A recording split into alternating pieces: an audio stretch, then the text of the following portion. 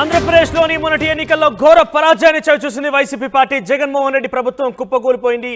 ఎంత clean wash out అనేది చాలా స్పష్టంగా రిజల్ట్ మనకు అర్థమైంది. అయితే జగన్మోహన్ రెడ్డి తన పార్టీని పునర్నిర్మించేందుకు సిద్ధమయ్యారు. పునర్నిర్మాణంలో బిజీగా ఉన్నారు. ఇన్ఫాక్ట్ మాజీ ఎమ్మెల్యేలు, మాజీ మంత్రులతో కూడా భేటీ అవుతున్నారు. రోజు ముఖ్య నేతలతో భేటీ అవుతున్నారు. సీనియర్ లీడర్లతో భేటీ అవుతున్నారు. తమ పార్టీలో గెలిచినటువంటి 11 మంది ఎమ్మెల్యేల యొక్క సలహాలు, సూచనలు తీసుకుంటున్నారు. ఇన్ఫాక్ట్ 48 మంది ఎమ్మెల్సీలు ఉన్నారు వైసీపీ పార్టీకి ఆంధ్రప్రదేశ్లో. అయితే ప్రతి నిర్ణయంలో కూడా ఈ వీరి యొక్క ప్రాముఖ్యత ఉంటుంది. వీరికి సంబంధించి అంగీకారం కూడా తప్పకుండా తెలియజేయాల్సిందే. సో ఈ నేపథ్యంలోనే పార్టీలో నుంచి ఎవరు కూడా బయటికి వెళ్లకుండా, ముఖ్యంగా ఎమ్మెల్సీల వరకు కూడా చేజారిపోకుండా కాపాడుకునే ప్రయత్నంలో జగన్మోహన్ రెడ్డి ఉన్నారు. ఎందుకంటే ప్రతి విషయంలో కూడా ఈరోజు ఎన్డీఏ కూటమి అధికారంలోకి వచ్చినప్పటికీ ప్రతి అంశంలో కూడా వీళ్ళని సైతం చాలా కీలక పాత్ర అని చెప్పాలి.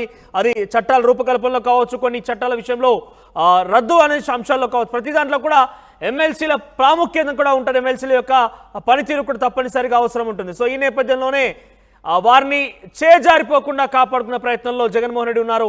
వైసీని పునర్నిర్మాణాన్ని జగన్మోహన్ రెడ్డి తలకెత్తుకున్నారు. ఒకసారి మాట్లాడే అంశానికి సంబంధించి మా ప్రతినిధి రాజేష్ లైవ్ ద్వారా జాయిన్ అవుతున్నారు. ఎస్ రాజేష్, ఘోర పరాజయాన్ని చవిచూసిన వైసీపీ పార్టీ పునర్నిర్మాణంలో పడిపోయింది. సో ఎటువంటి ఆలోచనలు చేస్తోంది? తిరిగి పార్టీని పూర్వవైపును తీసుకోవడం కోసం కావచ్చు, పార్టీలో నాయకుల్ని కాపాడుకోవడం కోసం కావచ్చు, జగన్మోహన్ రెడ్డి ఎటువంటి వ్యూహాలు రచిస్తున్నారు? ఓటమి తర్వాత దాని విశ్లేషణ చేసుకుంటూనే పార్టీ నేతలు, మాజీ ఎమ్మెల్యేలు, ఓడిపోయిన ఎమ్మెల్యేలు, మంత్రులందరితో కూడా జగన్ వరుసగా సమావేశం నిర్వహిస్తున్నారు.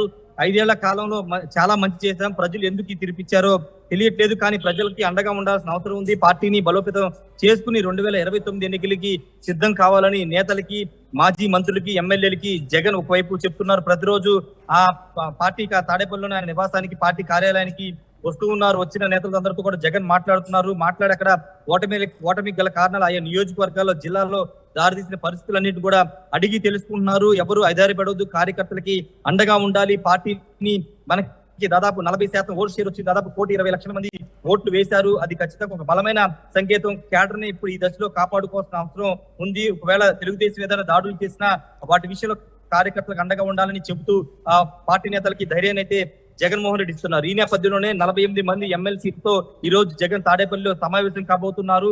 ఈ సమావేశానికి ప్రాధాన్యత కలగడానికి ముఖ్య కారణం ఏంటంటే ఎమ్మెల్సీలు కూడా ఆ పార్టీ ఫిరాయించే అవకాశం ఉందని ఒక ప్రచారం జరుగుతున్న నేపథ్యంలో జగన్ ఎమ్మెల్సీలు అందరితో ఈ రోజు సమావేశం కాబోతున్నారు. శాసన మండలిలో అత్యధిక ఎమ్మెల్యేలు కలిగిన పార్టీగా వైసీపీ ఉంది. గతంలో 2019లో టీడీపీ ఉన్నప్పటికీ తర్వాతగా అటు గవర్నర్ కోటా, స్థానిక సంస్థల కోటా, ఇలా ఎమ్మెల్సీ కోటాలో ఎక్కువ మంది వైసీపీకి రావడంతో దాదాపు 48 మంది ఎమ్మెల్సీలు ప్రస్తుతం వైసీపీకి ఉన్నారు. ఓవరాల్ గా శాసన మండలిలో 58 మంది ఎమ్మెల్సీలు ఉంటారు. దాంట్లో 3 పైన ఇప్పటికే చైర్మన్ మోషన్ రాజు అనర్హత వేటు వేశారు. పల్నాడు చెందినటువంటి ఎమ్మెల్సీ సంబంధించిన విషయం, అదేవిధంగా వంశీకృష్ణ శ్రీనివాస్ యాదవ్, అదేవిధంగా విజయనగరం సంబంధించినటువంటి రఘురాజు, వీళ్ళ మీద ఎమ్మెల్సీ సంబంధించిన అనర్హత వేటు వేసి జంగా కృష్ణమూర్తి, పల్నాడు సంబంధించి జంగా కృష్ణమూర్తి మీద అనర్హత వేటు వేశారు. ఈ నేపథ్యంలోనే వాళ్ళు తీసేస్తే ఇంకా 55 మంది ఎమ్మెల్సీ ప్రస్తుతం శాసనమండలిలో ఉంటారు. శాసనమండలిలో 55 మంది ఎమ్మెల్యేలు 48 ప్రస్తుతం వైసీపీకి ఉన్నారు. శాసనసభలో చేసే చట్టాలు అసెంబ్లీ శాసనసభతో పాటు శాసన మండలిలో ఆమోదం తెలపాల్సి ఉంటుంది. ఆమోదం పొందకపోతే ఆ బిల్లు పాస్ చేయడానికి అవకాశం ఉంటుంది. కాబట్టి ఇప్పుడు ప్రభుత్వం తీసుకునే నిర్ణయాల్లో శాసన మండలి వైసీపీ ఎమ్మెల్యేల మద్దతు ఖచ్చితంగా అవసరం ఉంటుంది అనే భావనలో ఉన్నారు. కాబట్టి ఖచ్చితంగా ఎమ్మెల్యేలు ఎవరు చేజారిపోకుండా వాళ్ళతో ఈరోజు సమావేశం నిర్వహిస్తున్నారు. పార్టీకి ఖచ్చితంగా తిరిగి అధికారంలోకి వస్తుంది, ఎవరు ప్రలోభాలకి గురి కావద్దు, పార్టీతో నడవండి, పార్టీకి అండగా ఉండాలని ఎమ్మెల్సీలకు జగన్ దిశానిర్దేశం చేసే అవకాశం కనబడుతుంది.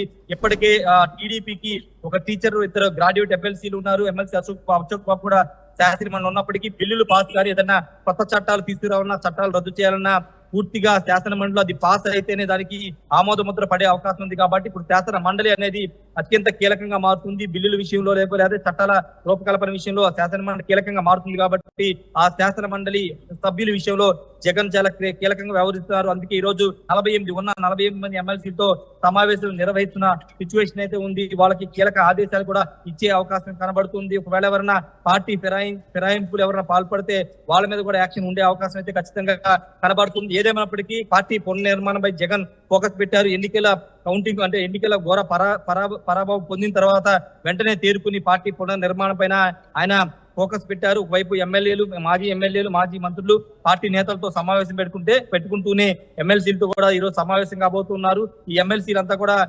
పార్టీతో ఉంటామని చెప్తున్నప్పటికీ పరిణామాలు ఏదైనా మారితే వాళ్ళు టీడీపీకి మద్దతు ఇచ్చే అవకాశం ఉంది. శాసన మండలి ఏదైనా బిల్లు పాస్ చేసినప్పుడు వాళ్ళు అనూహ్యంగా ఏదైనా అనుకూలంగా ప్రభుత్వాన్ని అనుకూలంగా ఓటు వేసినా లేకపోతే వాళ్ళకి మద్దతు తెలిపిన పరిణామాలు మారుతాయి. కాబట్టి అవేమీ జరగకుండానే ముందు జగన్ జాగ్రత్త పడుతూ ఎమ్మెల్సీతో సమావేశం అయితే నిర్వహిస్తున్నారు. Manoj, right, thank you Rajesh, thank you for the updates. Overall గా జగన్మోహన్ రెడ్డి పార్టీ పునర్నిర్మాణంపై బిజీగా ఉన్నారు. పార్టీ నేతలతో చర్చిస్తున్నారు. మాజీ ఎమ్మెల్యేలు, మాజీ మంత్రుల యొక్క సలహాలు, సూచనలు తీసుకుంటున్నారు. పార్టీ నుంచి ఎవరు కూడా చేజారిపోకుండా కాపాడుకునే ప్రయత్నం చేస్తున్నారు.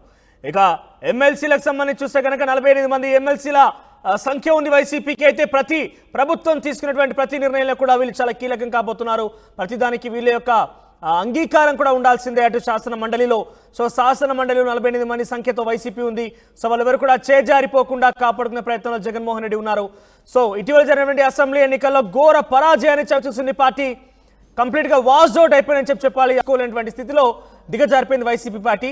సో వైసీపీ పునరాలోచనలో పడింది. పునర్నిర్మాణం కోసం జగన్మోహన్ రెడ్డి పావులు కలుపుతున్నారు. చూద్దాం మరి ఏ మేరకి పునర్నిర్మాణంలో సక్సెస్ అవుతారు, పార్టీ నాయకుల్ని కాపాడుకునే ప్రయత్నం చేస్తారో చూడాల్సిన అవసరం అయితే ఉంది.